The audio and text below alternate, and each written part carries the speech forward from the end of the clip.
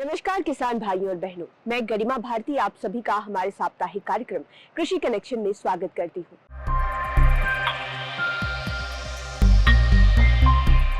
इस कार्यक्रम के जरिए हर सप्ताह हम आप तक खेती बाड़ी से जुड़ी हुई नवीनतम तकनीकों की जानकारी लेकर आते हैं। आपको बताते हैं कि खेती में कौन से उपाय आपको मुनाफे की ओर ले जाएंगे। जैसा कि आप सब जानते हैं, गर्मियों का मौसम आ गया है और गर्मियों के दो प्रमुख फल हैं, आम तथा लीची, जो बिहार में बहुतायत में होते हैं। इससे पहले के वीडियो में हमने आपको बताया कि आम के मंजरों का कैसे आप ख्याल रखें ताकि आपको बेहतरीन प्रोडक्शन प्राप्त हो सके। इस सप्ताह के वीडियो में हम बात करेंगे लीची के बारे में। जैसा कि आप सब जानते हैं कि लीची के मंजर से अब फलियां निकल आई है और जो फल है वो लौंग के आकार के हो गए हैं। लेकिन इसमें एक समस्या भी होती है कि मौसम तथा अन्य कारणों की वजह से ये फल जो है वो झड़ने लगते हैं, जिससे किसान भाइयों का काफी नुकसान हो जाता है।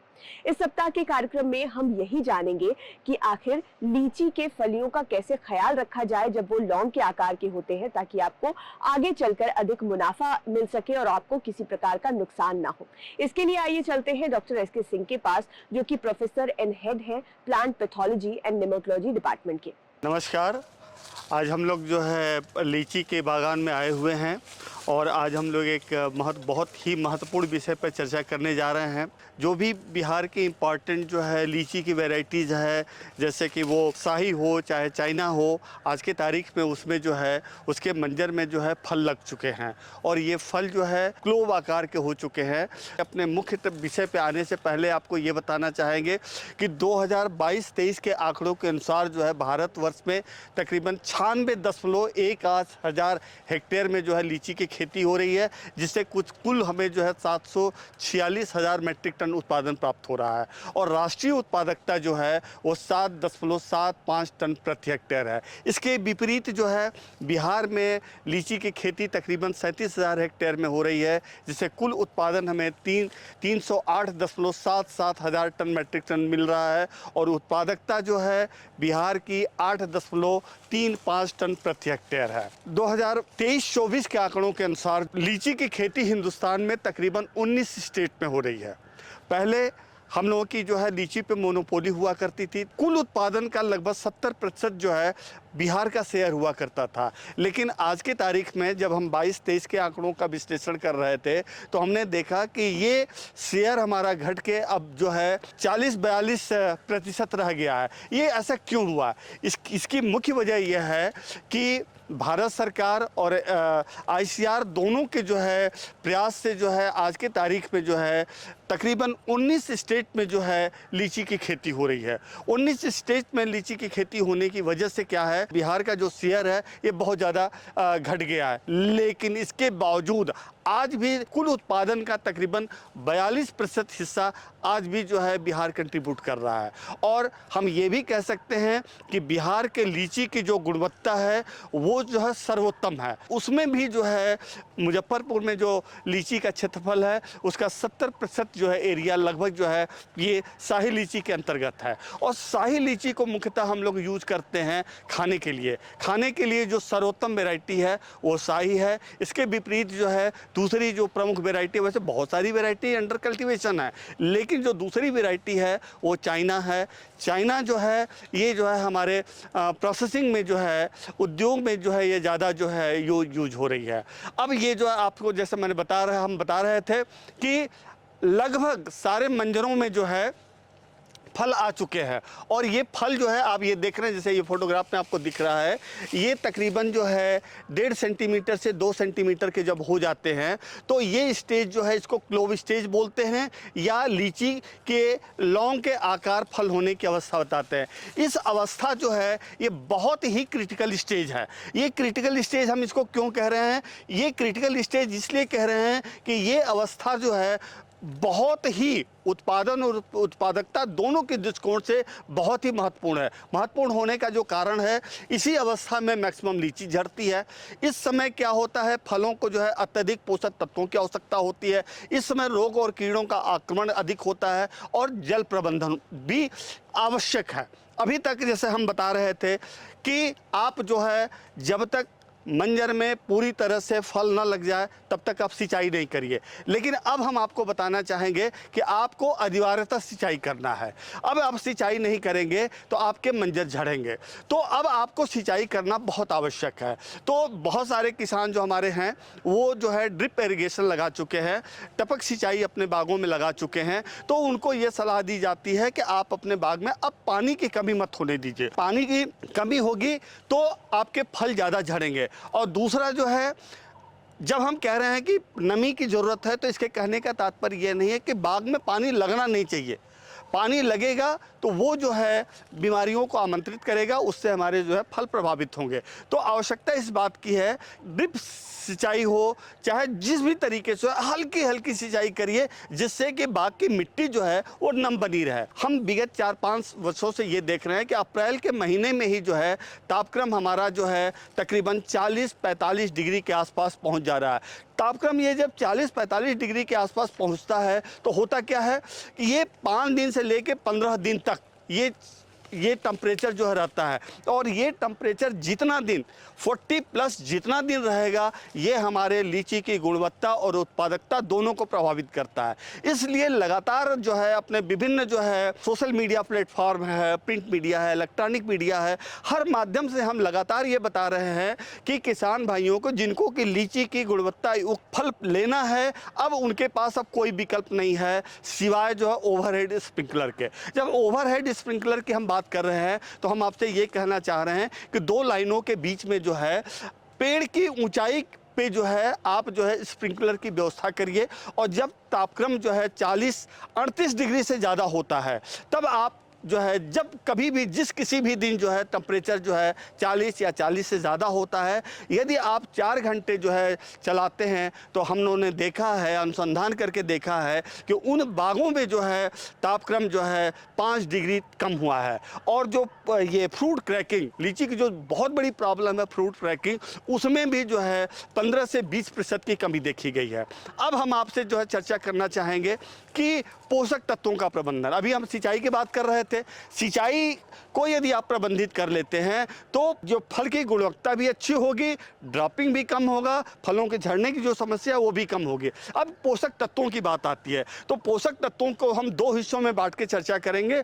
8 से 14 वर्ष के जो हमारे लीची के पेड़ हैं उनके लिए तकरीबन 350 ग्राम यूरिया और 250 ग्राम पोटास देने की ज़रूरत है। और जो 15 साल या 15 साल से बड़े पेड़ हैं उनके लिए आवश्यकता है कि 450 से 500 ग्राम यूरिया और 300 से 350 ग्राम पोटास को हमें देने की ज़रूरत है। अब प्रश्न ये उठता है कि हम इन खाद उर्वरकों को कैसे दें। इसको देने का जो सबसे अच्छा तरीका है कि पेड़ की कैनोपी के अनुसार, छत्रप के अनुसार आप क्या करिए कि मुख्य तने से 1.5 से 2 मीटर दूरी पे जो है 9 इंच चौड़ा और 9 इंच गहरा जो है आपको रिंग बनाना है। उस रिंग की मिट्टी को जो है 2 हिस्सों में बांट दीजिए।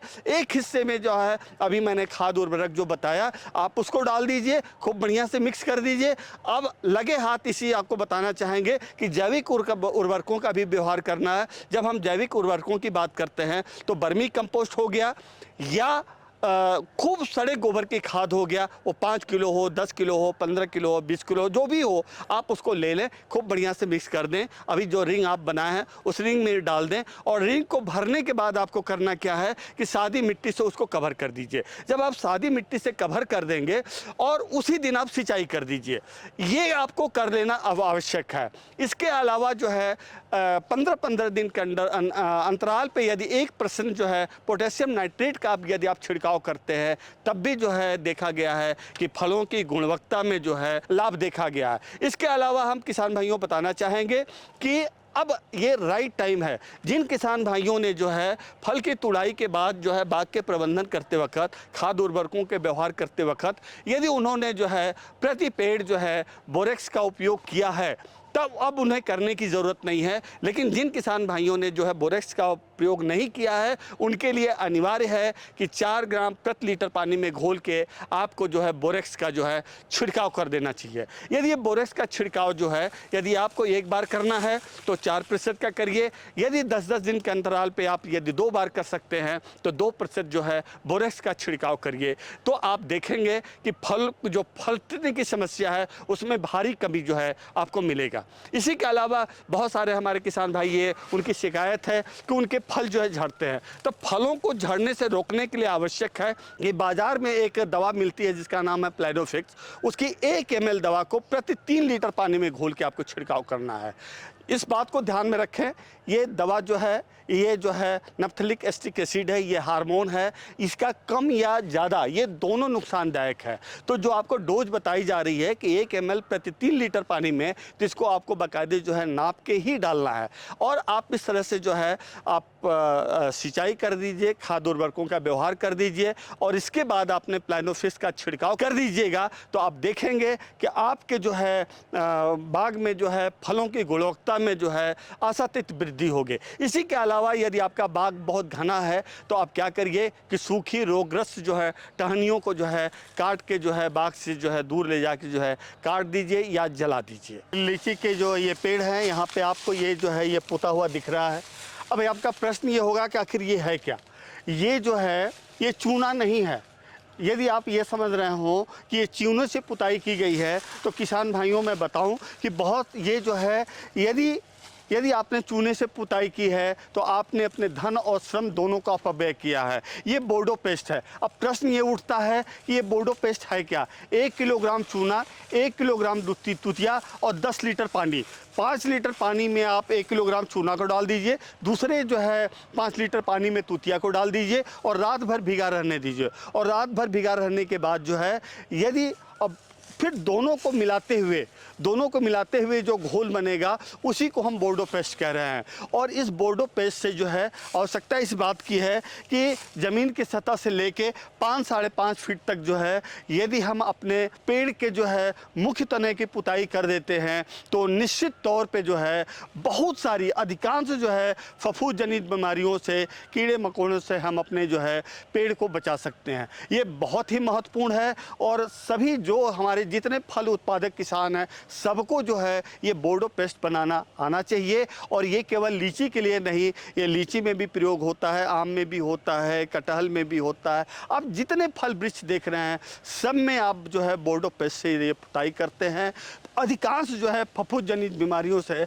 अपने बाग को आप बचा सकते हैं। हम लोग जिस हिस्से में पहुंच गए हैं अब यहाँ पे आवश्यक है यदि लीची की सफल खेती करना चाहते हैं, लीची की सफल खेती के लिए अनिवार्य है कि इसमें लगने वाले फल छेदक कीट का यदि आपने प्रबंधन नहीं किया तो लीची की सफल खेती कर पाना संभव नहीं है। और इसके लिए आवश्यक है कि ये अवस्था जो है ये बहुत महत्वपूर्ण अवस्था है और यहीं से हमारा जो है प्रबंधन स्टार्ट हो जाएगा। और यहाँ से यदि हम प्रबंधन स्टार्ट करते हैं तब जाके जो है हम जो है लीची को जो है ये फल छेदक कीट से जो है मुक्त रख पाएंगे। यहाँ हम बताना चाहेंगे कि आवश्यकता इस बात की है कि फल छेदक कीट के प्रबंधन के लिए जो है मंजर आने से पहले से जो है हमारा प्रबंधन स्टार्ट हो जाता है। आपकी जानकारी के लिए मैं बता देना चाहता हूँ कि जब बाग में मंजर आने वाले हों उस अवस्था में हमें कभी भी जो है कीटनाशकों का उपयोग नहीं करना चाहिए, क्योंकि जैसा कि हम लोगों ने देखा है कि लीची के बाग में जो है बहुत मधुमक्खियाँ आती हैं और जिन बागों में जो है कीटनाशकों का प्रयोग किया गया होता है उन बागों में मधुमक्खियाँ नहीं आती हैं, जिसकी वजह से परागण नहीं होता है, हमें मधु नहीं मिल पाती है और सक्सेसफुल परागण न होने की वजह से जो है फलों के झड़ने की समस्या बहुत ज़्यादा होती है और किसान भाइयों को भारी नुकसान होता है। अब जब हमारे फल जो है ये हमारे जो है लौंग के आकार के हो गए हैं और ये आप देख रहे हैं कि जो क्लोव स्टेज बोलते हैं, इस स्टेज में मुझे पहला स्प्रे करना है। अब प्रश्न ये उठता है कि किस चीज़ का पहला स्प्रे करें, तो पहला स्टेज जो है फ्रूट सेटिंग के 10 दिन के बाद, जब लीची में जो है पूर्ण रूप से जो है फल लग जाते हैं उसके बाद हमें जो है इमिडाक्लोप्रिड या थियोक्लोप्रिड जो है 1 ml प्रति लीटर पानी में घोल के हमें छिड़काव करना चाहिए। और पहले छिड़काव के बाद जो है जो दूसरा छिड़काव करना है 12 से 15 दिन के बाद हमें जो है दूसरा छिड़काव करना चाहिए। लेकिन यहाँ पे हम बता देना चाहेंगे कि किसान भाइयों को जो है एक ही कीटनाशक का बार बार उपयोग नहीं करना चाहिए। जैसे मैंने बताया कि पहले छिड़काव में आप जो है इमिडाक्लोप्रिड या थियोक्लोप्रिड का यदि आप छिड़काव किए हैं तो दूसरे छिड़काव में आप क्या करिए कि इमामेक्टिन है, लेम्डासाइलोथ्रीन है या नोवलुरान है, इसमें से किसी एक का जो है आप जो है उपयोग करें। यदि आप इमामेक्टिन बेंजोएट जो है 5% एसजी का उपयोग करते हैं तो आवश्यकता इस बात की है कि 1 ग्राम को प्रति 2 लीटर पानी में घोल के जो है छिड़काव करिए। यदि आपको जो है लेम्डासाइलोथ्रीन का करना है तो आप 1 ml प्रति लीटर का छिड़काव करिए। और नोवलुरान जो है 10% इसी का जो है यदि छिड़काव करना है तो 1.5 ml प्रति लीटर पानी में घोल के यदि आप छिड़काव करते हैं तो आप बहुत ही जो है सफलतापूर्वक जो है ये फल छेदक कीट से जो है प्रबंधित कर सकते हैं। इसी के अलावा जो है तीसरा छिड़काव जो करना है फल की तुड़ाई से जो है 15-20 दिन पहले, ये आप देख लीजिए कि उस अवस्था में यदि जो है सिंचाई ये बहुत ज़्यादा पानी नहीं पड़ता है, यदि वर्षा नहीं होती है तो फल की तुड़ाई से जो है 15-20 दिन पहले जो है अंतिम छिड़काव करना है। इसके अलावा जो है यदि आपके फलों पे जो है यदि वैसे देखा तो गया है कि लीची में बहुत ज़्यादा बीमारियां नहीं लगती हैं, लेकिन यदि लगातार बारिश होती है, हाई ह्यूमिडिटी है और या बाग में कहीं जल जमा हुआ है जिसकी वजह से जो है फलों पे जो है धंसे हुए धब्बे दिखाई देते हैं, यदि किसी भी तरह के चॉकलेटी रंग के यदि आपको धब्बे दिखें तो आपको चाहिए क्या, हेक्साकोनाजोल नामक जो दवा आती है उसके 1 ml प्रति लीटर पानी में यदि आप घोल के छिड़काव कर देते हैं तो निश्चित तौर पे जो है आप जो है फलों में लगने वाली बीमारियों से भी जो है अपने जो है फल को बचा सकते हैं। इस तरह से जैसा मैंने बताया उस तरह से यदि आप करते हैं तो लीची के बाग से जो है अधिकतम उपज और हाई क्वालिटी जो है उच्च गुणवत्ता के जो है आप लीची के फल प्राप्त कर सकते हैं। नमस्कार। तो किसान भाइयों, आपने जाना कि कैसे कुछ बातों का ख्याल रखकर आप लीची के जो फल हैं जो अभी लौंग के साइज के हैं उन्हें सुरक्षित रख सकते हैं ताकि वो आगे चलकर सुंदर स्वादिष्ट लीची में तब्दील हो सके और आपको अधिक से अधिक मुनाफा मिले। इससे पहले के एपिसोड में हमने आम के बारे में भी चर्चा की है, आप हमारे YouTube चैनल पर जाकर उस वीडियो को भी देख सकते हैं। अगर आप ये वीडियो सोशल मीडिया के माध्यम से देख रहे हैं तो हमारे सभी पेजेस को लाइक करें और उन्हें अधिक से अधिक शेयर करने का प्रयास करें। YouTube पर देख रहे हैं तो चैनल को जरूर सब्सक्राइब करें। कार्यक्रम से जुड़े हुए कोई सवाल आपके पास हो या फिर कोई सुझाव आप हमें देना चाहते हो तो कमेंट सेक्शन में उन्हें बेझिझक लिख सकते हैं। धन्यवाद।